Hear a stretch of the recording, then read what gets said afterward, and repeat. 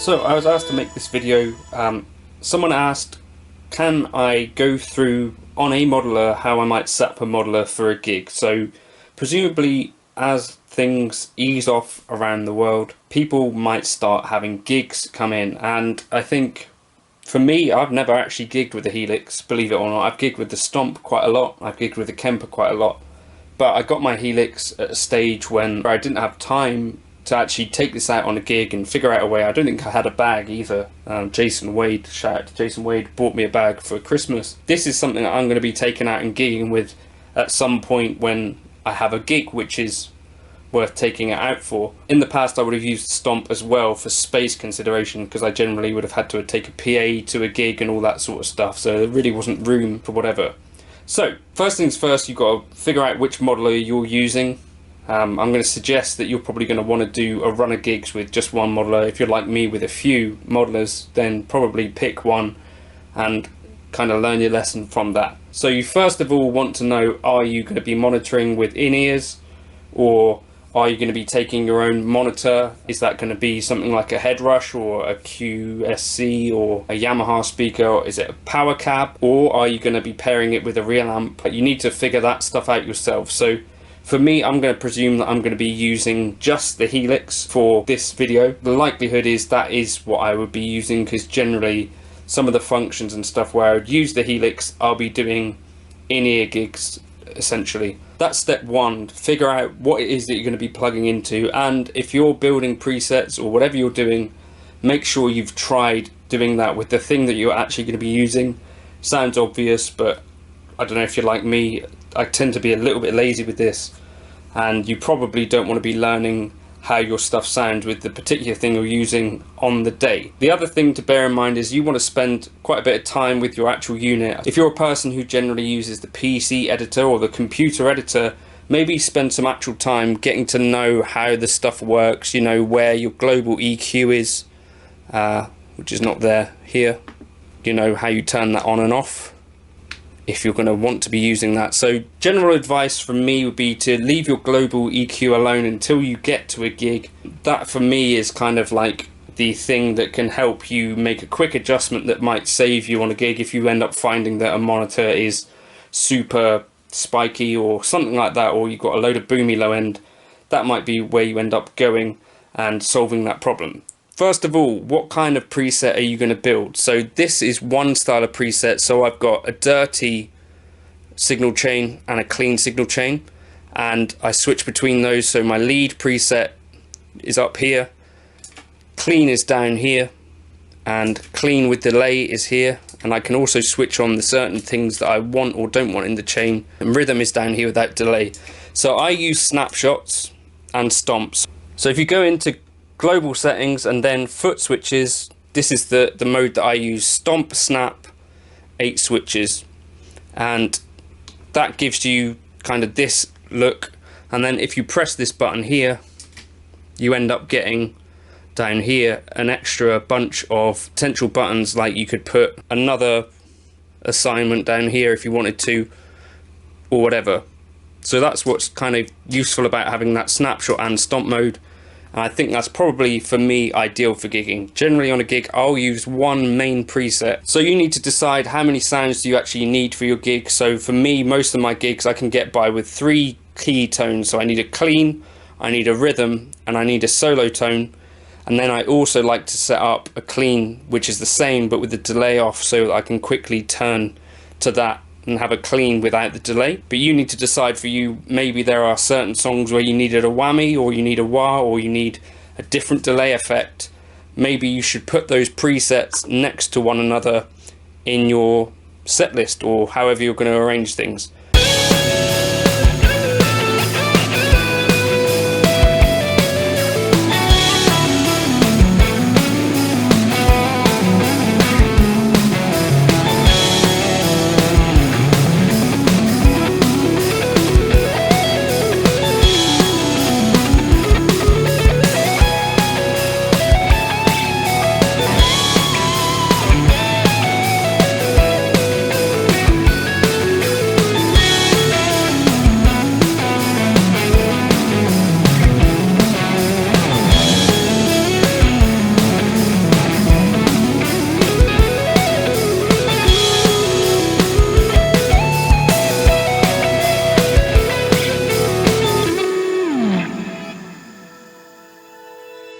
while we're here, let's just talk about the kind of different ways that you could potentially set up your preset. To do this, I wanted to show you Chris Buck's preset. So this is Deluxe Chris Buck.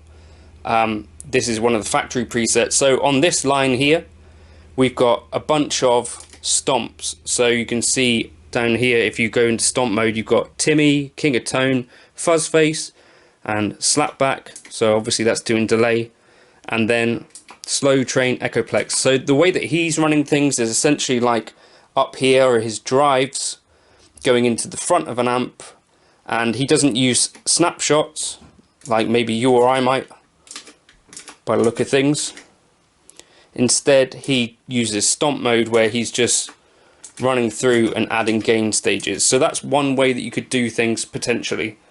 Now, someone like Rhett Shull, who I believe has actually gigged the HELIX as well, is using this kind of setup. So here you have a few things before a dual amp kind of setup, and then a few things after, but you see he'll be using these kind of snapshots. So cleanish, amp drive, solo boost, ambient. And that's more like the way that I would run things.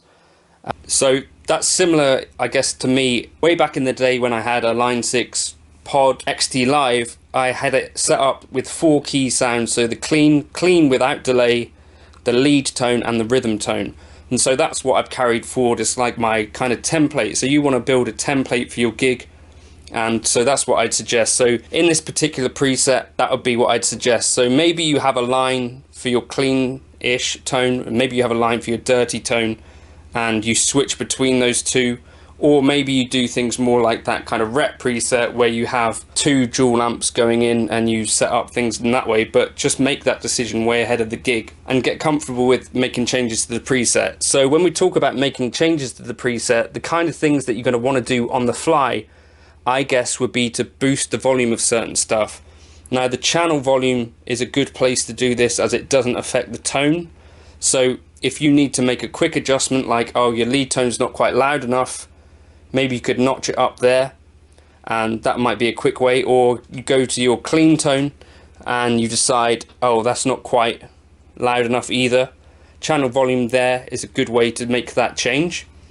So channel volume, definitely a good spot to make changes. Also, if you find that things are too gainy, just figure out how you can quickly make those changes and practice that kind of stuff. Maybe go back through and notch these changes out. Get familiar with the idea of snapshots if you're using them, and just practice the kind of things that you think might happen on a gig. You might find, there's too much delay on my lead tone.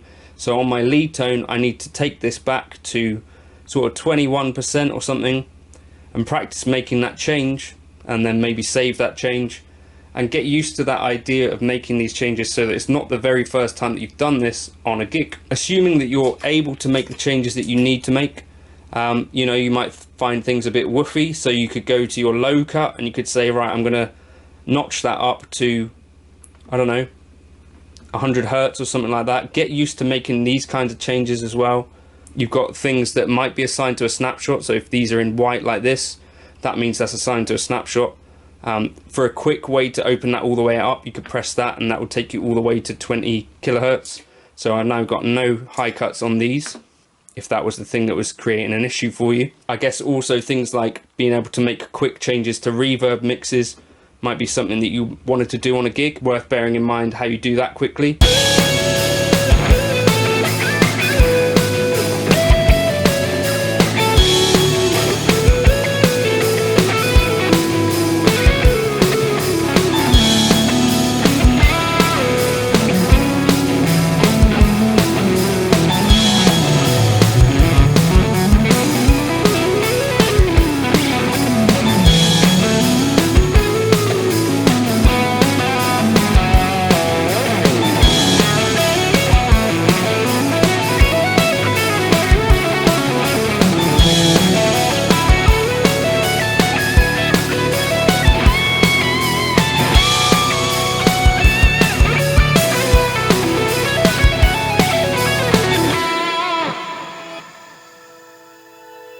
Then the other thing that I think is worth paying attention to is the way that the global EQ works, so that if you find, okay, I'm on the gig and I really I'm finding there's way too much high frequency.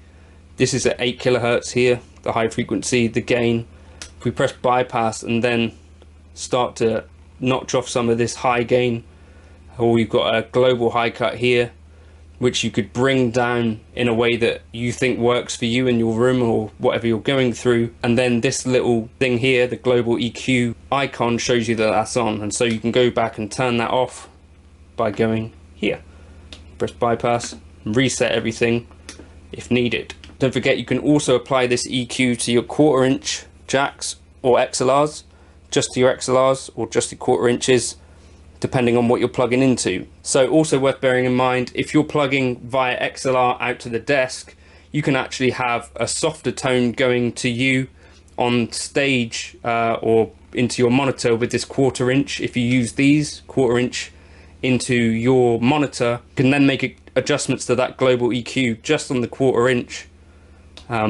So you could say, all right, I need way more low kick for me on stage because the monitor's not really giving me what I want to feel.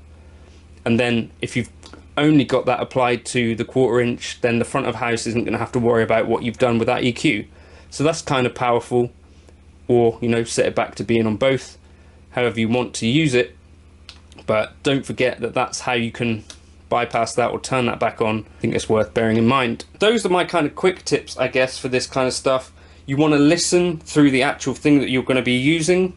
You want to get familiar with your preset, maybe save a couple of versions of your preset depending on how many sounds you need through the set. I don't particularly go song by song, I go sound by sound. So if it turns out that I need a special sound for a set, then I might create a variation of my main preset, but I want to keep that consistency for the sound person or out the front of house, so that I have my main kind of template that I use and my main tones, and then for the occasional song there might be a different delay that I'm using or something like that, but I have my main kind of preset that I'm familiar with. So that's what I'd suggest to you. Try that out. This is the way that I like to run things. I like to have a lead tone here, a rhythm tone here, a clean tone here, clean tone maybe without delay on the end, but I've not set that up just yet. But that's just the way that I like to run things, and then have stomps at the top if I need to use them. But you'll find your own template that you like to use. I guess, yeah, get a chance to try this thing at volume. Don't just go through your studio monitors and hope for the best. Do try with the piece of kit that you're actually going to be monitoring with. When it comes to the day, you want to have practiced maybe making small changes. You know, I feel like I need more mids on my lead tone, so it's already on 10, can't do that. Or, you know, I need more presence on my lead tone, or my rhythm tone has too many mids, or whatever. So you can figure out how you make these small changes, get really familiar with that preset, so that you on the day can make these changes without feeling too flustered, and you feel like you actually know your way around the piece of kit.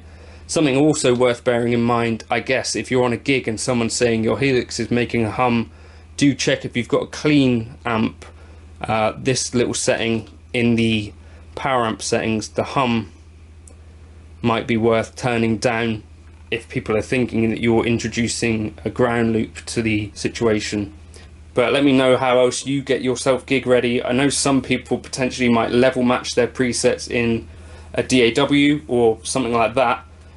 Personally, I like to have my lead tone kind of pretty loud compared to the rhythm tone if you need to cut through a mix or whatever, and then also keeping the balance between your clean and rhythm tone. So a rhythm tone is more gain, and a clean generally has more headroom. So you can play a clean, if you play it dig in quite a lot, oftentimes you might find that your clean tone actually cuts through and is way more spiky and appears louder than your rhythm tone. So you need to balance those two as well, so that when you're playing a rhythm tone, the way that you're going to play, and when you're going to play a clean tone, the way that you're going to play. So, you know, if you're playing like funky riffs and stuff, or funky chords like Chic stuff or Nile Rodgers, you don't want that to be kind of louder than your rhythm tone where you're playing with like distortion or whatever. You want to make sure that if a chorus is supposed to be louder and you're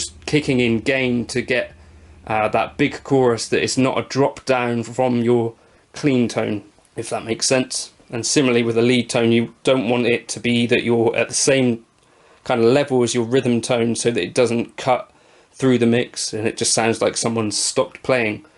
If that makes sense, you kind of want to get an idea for balancing those tones.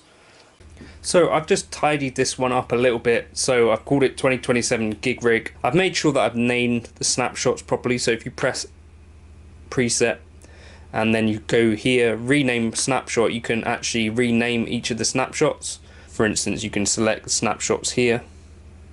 So I use the first 4 and I give them appropriate names.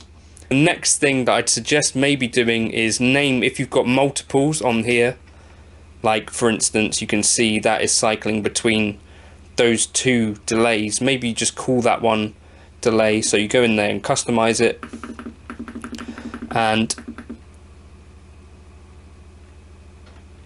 you know, it's not the sort of thing that's necessarily gonna save a gig or anything, but it does just mean that you've got it clearly labeled for you, and this is the kind of thing that I think could help you on the day. So again, I've got one over here which is just reverb, so I'm going to click that and do the same again and call it reverb. If you've got multiple assignments on the same switch or button, then why not give them an appropriate name? We're able to do it, and so do that. That's just kind of thinking about, you know, having a thing that very clearly states all of the bits and pieces. So, you know, I've got top secret overdrive, then I've got this one which changes delays, this one turns on and off EQs which are giving like a low end kick, and then this one here changes reverbs. So now I've got a nicely labeled preset. And also, if you've got it doing kind of funky snapshot stuff, worth checking that everything is doing what you expect it to. So my alt clean is going to be like a rhythm tone,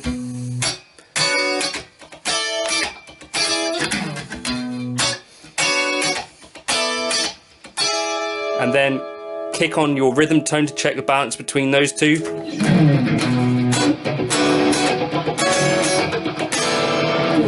And make sure you've got reverb turned off where you want it off. So in that case, that's what I want.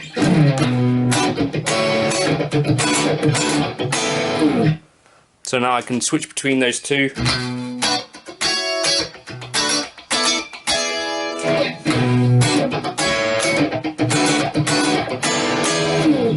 Okay, and then I've got this other clean which is the delays.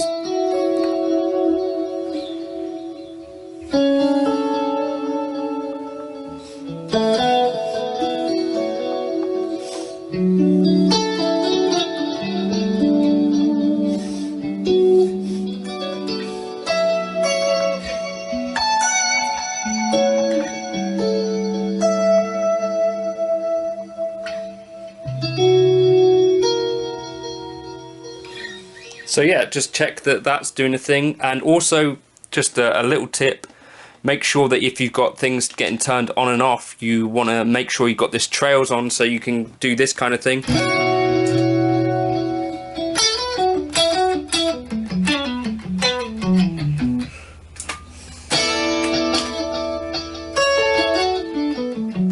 Just makes those kind of changes a little bit more seamless.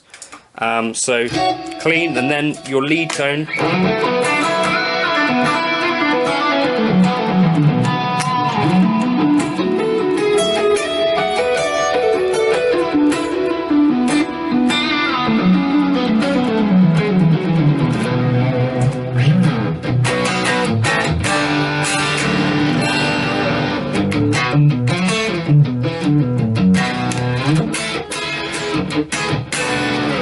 So yeah, just do that kind of level checking, and obviously you're going to be practicing your set as well. So practice with the actual rig that you're going to be using. So just another quick point, that you can actually make use of these other snapshots here if you're running in the same mode as I am. So say you've got one particular song which uses a unique kind of delay configuration or whatever, you could actually go over to this other section and set it up on another thing. So I'll just show you quickly how you could do that.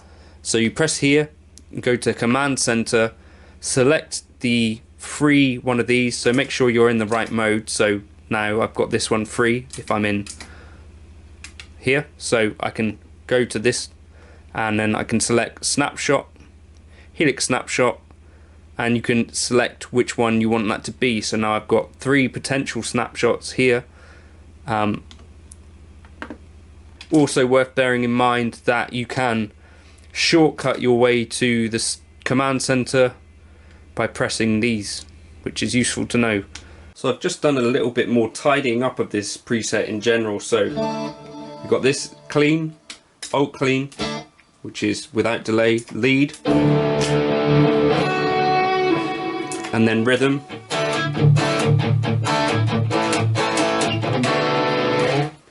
but then if I press the preset stomp thing, we've also got this rhythm in stereo.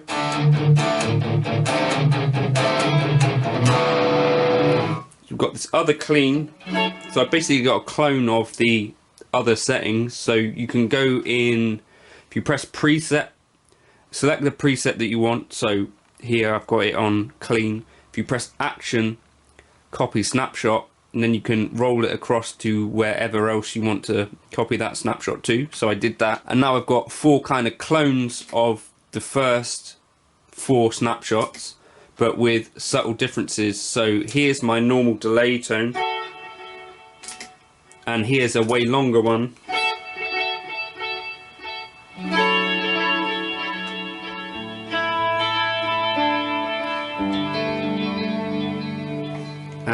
That kind of thing could be how you introduce the kind of weird delay. So you might have one song where you need a way longer delay,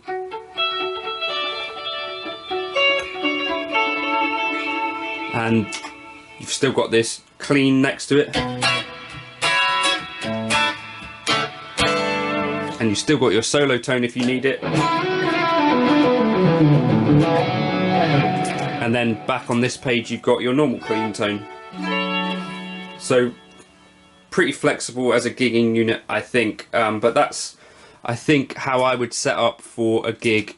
Hopefully that helps 1 or 2 people. If you wanted to like and subscribe, you could. I'll catch you in another video soon, and if you want to try out this particular preset, I'll drop it into the folder. See you in a bit.